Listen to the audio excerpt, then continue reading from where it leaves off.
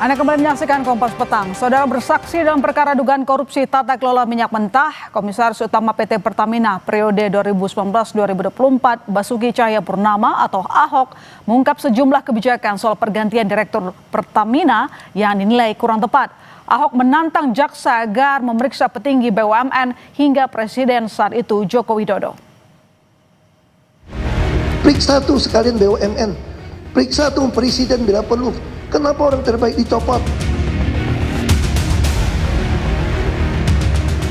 Basuki Cahayapurnama atau Ahok memenuhi panggilan sebagai saksi dalam sidang dugaan korupsi tata kelola minyak mentah dan produk kilang di PT Pertamina periode 2018-2023 yang digelar di Pengadilan Tipikor Jakarta Pusat Selasa pagi. Komisaris Utama Pertamina periode 2019-2024 itu mengatakan akan bersaksi apa adanya. Ia membawa dokumen yang diperlukan dan disimpan di dalam ponselnya. Salah satu pernyataan Ahok yang mencuri perhatian adalah soal terbatasnya wewenang Dewan Komisaris dalam menindak direksi yang bermasalah saat jaksa menanyakan soal dua mantan direksi, Joko Priyono dan Masud Hamid. Ahok bahkan menantang jaksa untuk memeriksa pihak yang lebih tinggi, yaitu Menteri BUMN dan Presiden saat itu Joko Widodo. Saya pikir BUMN ini keterlaluan, gitu. Mencopot orang yang bukan meritokrasi. Kenapa orang yang mau lakukan, saya lakukan, dicopot. Ini orang terbaik Pak Joko itu. Makanya saya tulis dicopot. Makanya saya selalu bilang sama Pak Jaksa, kenapa saya mau lapor ke Jaksa? Ya. Periksa tuh sekalian BUMN, periksa tuh Presiden bila perlu. Kenapa orang terbaik dicopot? Selain itu, Ahok juga menjelaskan alasan dirinya mundur dari Pertamina lantaran tak sejalan dengan Jokowi. Mulai dari penolakan Jokowi saat Ahok meminta jabatan Direktur Utama Pertamina hingga penolakan sejumlah usul yang Ahok sampaikan. Bapak Presiden, kalau Anda betul-betul mau saya perbaiki Pertamina, kasih saya jabatan dirut atau enggak sama sekali. Dan ketika usulan saya ditolak soal subsidi segala macam, program tidak lakukan, saya nyatakan saya mundur. Saya bukan kejar gaji, bukan kejar jabatan. Saya kejar legacy untuk memperbaiki Pertamina kok.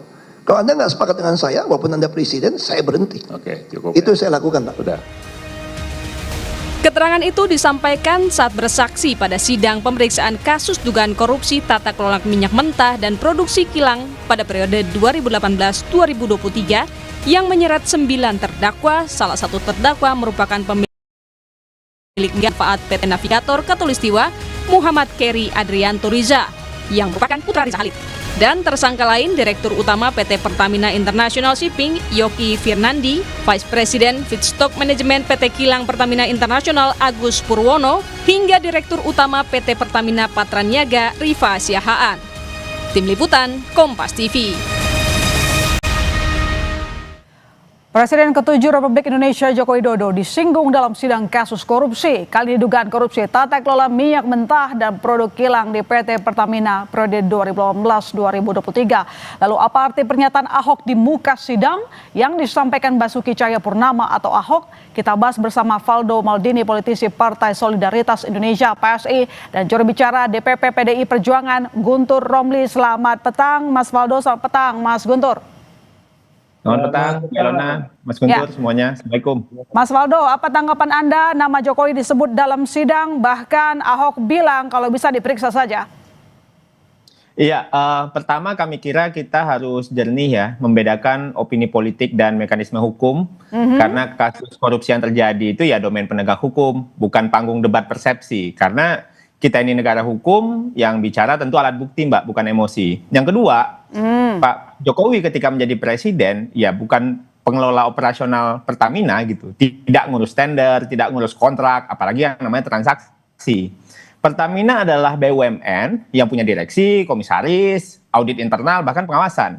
Yang diarahkan oleh presiden itu adalah tujuannya, bukan hal-hal untuk tanda tangan invoice dan sebagainya. Dan kalau Pak Ahok pernah jadi komut di Pertamina, kalau ada temuan kan jalurnya jelas. Lapor ke KPK, Kejaksaan, BPK, ya kalau ada bukti, pintu hukum pasti terbuka. Bukan pintu opini media gitu. Dan Pak Ahok juga bilang beliau mundur karena banyak ide yang tidak cocok. Ya, kalau tidak cocok ide itu kan normal, Mbak, di dalam proses organisasi, apalagi Pak Ahok pernah di birokrasi. Tapi tidak otomatis ada kasus korupsi yang dalam hal ini sedang diuji. Sehingga perbedaan gagasan itu bukan berarti adanya kejahatan. Jadi kami kira di dalam hukum yang menuduh wajib membuktikan. Jangan dibalikkan beban pembuktiannya. Bukan Pak Jokowi kami kira yang harus membuktikan tidak bersalah. Tapi penuduh yang membukti. Kira-kira gitu. Oke, baik Mas Guntur. Jadi menurut Mas Guntur sendiri ada motif apa seorang Ahok menyebut nama Jokowi? Tadi kan disampaikan oleh Mas Faldo, ya kalau ranah hukum jangan pakai ranah emosi dong. Ya, Pak Ahok itu kan bersaksi di pengadilan. Ini bagian dari proses hukum dan beliau juga menyampaikan apa yang beliau ketahui, apa yang beliau lihat, apa yang beliau rasakan. Itu kan tugas seorang saksi. Sebagai warga negara yang baik, Pak Ahok kan datang ke pengadilan dan sebelumnya juga diperiksa oleh kejaksaan, sebelumnya lagi juga ikut melapor dan sebagainya. Tapi pada intinya, seorang saksi di pengadilan kesaksiannya dilindungi oleh undang-undang dan kan Pak Ahok juga menyampaikan jika perlu. Jadi kan beliau menyampaikan bahwa ada persoalan komisaris utama memiliki batasan untuk memberikan evaluasi dan menindak direksi-direksi yang dianggap tidak bertentangan atau tidak bagus lah ya. Kemudian di situ kan juga mengisahkan ternyata ada bypass dari direktur utama kepada BUMN. Jadi beliau hanya menceritakan soal struktur perintah, soal komando. Tapi dalam sidang itu kemarin Bang Ahok juga menyampaikan soal beda pilihan politik dengan Jokowi. Kenapa itu perlu disampaikan dalam sidang, Mas Guntur? Karena Pak Ahok di situ kan masalah kebijakan pengelolaan Pertamina. Kan Pak Ahok juga mengaku bahwa beliau itu karena keterbatasan wewenang sebagai komut, beliau itu ingin menjadi dirut utama agar melakukan pembenahan. Tapi itu yang tidak tidak dikabulkan oleh Pak Jokowi pada waktu itu. Kemudian juga terkait dengan subsidi. Kalau Pak Ahok kan ingin subsidi itu biar tidak dihambur-hamburkan uang, bukan kepada barang, bukan kepada minyaknya. Tapi misalnya subsidi yang tepat kepada orang-orang yang memang memerlukan. Pak Ahok kan mengusulkan subsidi itu menggunakan voucher misalnya. Diberikan kepada orang-orang yang memang berhak mendapatkan subsidi tersebut. Masalahnya sekarang, yang subsidi sekarang kan siapapun bisa menikmati BBM bersubsidi. Ini yang juga sering dikritik oleh Pak Ahok, itu yang menyebabkan kebocoran dari anggaran negara. Gitu, Mbak. Jadi ada motif politik tidak kira-kira pernyataan seorang Ahok di persidangan? Singkat saja, Mas Guntur. Kalau saya melihat tidak ada motif politik, Mbak. Dia kan ingin lebih mengklirkan proses hukum ini dan juga beliau menyampaikan apa yang beliau ketahui. Kalau memang di sini ada intervensi dari komando dan sebagainya kan menurut beliau kan tidak hanya komut yang harus diperiksa, tapi Menteri BUMN dan jika perlu pun juga seorang presiden juga bisa diperiksa. Dan itu dalam arti diperiksa kan belum tentu bersalah. Jadi Bung Faldo jangan terlalu ketakutan ya ketika ada usulan bahwa itu proses hukum yang biasa. Orang diperiksa oleh kejaksaan, oleh KPK, oleh polisi, itu hal yang wajar ketika bersinggungan dengan suatu kasus, bukan berarti artinya orang itu bersalah. Apalagi Pak Ahok kan sudah mengatakan jika perlu. Begitu. Baik, Mas Faldo, tidak ada motif politik katanya. Jadi kalau memang tidak ada motif politik, ketika nanti misalnya Pak Jokowi dipanggil, akankah siap untuk memberikan keterangan? Iya, yang namanya proses hukum ya kita sama-sama hormati. Siapapun pasti hormat untuk itu. Apalagi untuk orang yang pernah menjadi presiden seperti Pak Jokowi. Namun kita bicara pernyataan yang terdengar cukup personal ya. Karena membawa cerita relasi ide dengan presiden gitu. Bagi kita, menurut kami, hukum ya tidak boleh dibawa ke ranah itu, psikologis, relasi kekuasaan gitu. Karena kan yang sedang dibangun dalam kasus ini untuk di pengadilan Pak Ahok dipanggil itu kan sebenarnya kan fakta-fakta yang sedang digali gitu loh. Nah, bisa kami sampaikan di era Pak Jokowi kala itu memang terjadi banyak penguatan audit, transparansi, bahkan digitalisasi BUMN itu diperluas, termasuk aplikasi My Pertamina yang juga didiskusikan dalam sidang itu. Jadi menurut Anda keterangan Pak Ahok di persidangan itu kemarin memang lebih ke ranah politis, bukan fakta hukum, atau mungkin menurut Anda justru menyerang seorang Jokowi?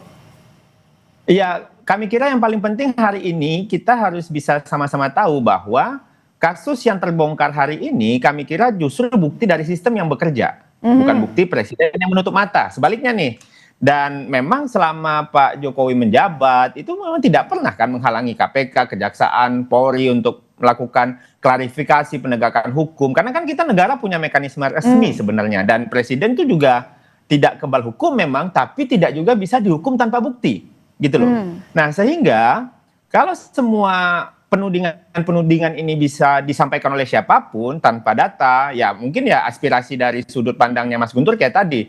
Tapi kan kita akan membuat negara kita menjadi arena prasangka gitu loh. Nah, kita sama-sama perlu nih menjaga agar penegakan hukum, pemberantasan korupsi itu tetap beradab dan profesional. Melawan korupsi tidak boleh dengan cara mengorbankan keadilan juga. Terlepas dari itu, kita tunggu aja. Oke, Mas Guntur, kalau kata Mas Faldo ini, kalau kita ringkas ini lebih maksudnya politis, bukan soal fakta hukum. Dalam beberapa kasus korupsi, baik di kejaksaan, itu kan memang selalu disebut nama Jokowi sebagai presiden. Kalau kita bicara soal fakta, ini kan fakta komando. Misalnya dalam kasus misalnya Nadiem Makarim, ya. Sebelumnya juga kasus apa itu? Beberapa kasus memang menyebut, ini bicara soal fakta hierarki komando. Bicara soal BUMN, maka di atasnya adalah Kementerian BUMN. Di atasnya Kementerian BUMN itu adalah presiden. Jadi ini bukan istilah ingin memframing sebuah politik, tidak. Tapi kita bicara soal fakta, komando, hierarki, perintah, instruksi, dan sebagainya. Misalnya ketika Pak Ahok sudah melaporkan beberapa temuan-temuan, juga menyampaikan ide-ide ya kepada Pak Presiden, kemudian tidak dilaksanakan. Ini kan bisa diceritakan di pengadilan. Tapi kan ini bukan suatu hal yang menjadi kesalahan atau temuan pidana, tapi ya dia bercerita tentang apa yang dia ketahui. Menurut saya kalau memang tidak bersalah, tidak perlu ketakutan ya ketika namanya disebut, itu kan, apalagi hanya untuk diperiksa, tidak perlu defensif berlebihan. Kalau menurut saya memang tidak bersalah. Tapi bicara fakta, ini fakta kok. Hierarki komando itu jelas. BUMN di atasnya siapa, di atasnya BUMN itu juga siapa. Nah, dalam pemeriksaan temuan tindak pidana untuk perlengkapan berkas kan memang itu juga harus diperiksa. Jadi Mas Guntur tadi kan mengatakan sistem komando. Kalau sistem komando berarti memang seharusnya Jokowi diperiksa. Ya kalau kita bicara soal suatu kasus misalnya, ya sampai ke atas, sampai ke bawah, jangan sampai yaitu hukum hanya tumpul ke bawah, tumpul ke atas tapi tajam ke bawah, kan kita tidak ingin seperti Mas Faldo, kejadiannya. Menurut Mas Guntur harusnya ya karena ini sistem komando, Jokowi harus diperiksa. Oke, tampaknya kami masih harus memperbaiki soal teknis. Jadi memang Mas Guntur tidak ada unsur menyerang personal begitu, itu tidak ada. Semua memang soal fakta hukum yang seharusnya memang presiden sebagai kepala dari BUMN ataupun menteri harus diperiksa dalam kasus korupsi ini. Dalam kasus Mbak, ini yang melibatkan BUMN atau apapun namanya, jadi kejaksaan atau KPK, memang nama Pak Jokowi yang sering disebut. Disebut ketika itu untuk melengkapi suatu gambaran, suatu kasus atau suatu cerita. Misalnya saya contohkan dari kasus Nadiem, kasus SDP, kasusnya Joni Plate dan lain sebagainya kan selalu disebut. Tapi apakah ketika disebut nama itu sebuah kesalahan atau ada dugaan tindak pidana? Ya enggak juga gitu loh. Kan ini untuk melengkapi namanya cerita yang atau bangunan. Baik, saya ke Mas Faldo, gitu. Mas Guntur. Mas Faldo, tadi disampaikan ini kan bentuknya komando. Jadi sudah seharusnya dong seorang Jokowi saat itu menjabat sebagai presiden untuk ikut diperiksa. Dan dia mungkin tahu soal kasus ini. Iya, sebenarnya kan yang paling penting itu kan juga salah satunya adalah kita harus meletakkan bahwa Pak Jokowi itu bukan objek rumor gitu, tapi memang pernah menjadi kepala negara yang bekerja dalam sistem hukum. Jadi kan kita sama-sama jaga semangat anti korupsinya, tapi jangan rusak logika hukumnya. Sekarang gini deh, kita lihat polanya ya. Banyak kasus hukum, ekonomi, konflik elit, bahkan ujung-ujungnya nama Pak Jokowi yang diseret gitu. Padahal seringkali nih yang diperiksa itu ya direksi, pejabat teknis, menteri, atau bahkan pengambil keputusan yang sangat operasional dan bukan presiden, Mbak Ilona. Nah, karena kita lihat kan ini menunjukkan beberapa hal bahwa memang Pak Jokowi pernah menjadi simbol kekuasaan, jadi semuanya dikaitkan dengan beliau. Ada kecenderungan juga mempersonalisasi masalah sistematis atau sistemik agar kelihatan politis dan dramatis, kalau menurut saya. Sehingga kalau setiap masalah ditarik begitu, yang rusak bukan hanya reputasi orang, tapi logika kita bernegara. Jadi kita itu jadi bisa lupa bahwa hukum itu bekerja itu ada strukturnya, bukan simbolisasi. Jadi Ahok terlalu personal, terlalu dramatis keterangannya kemarin, Mas.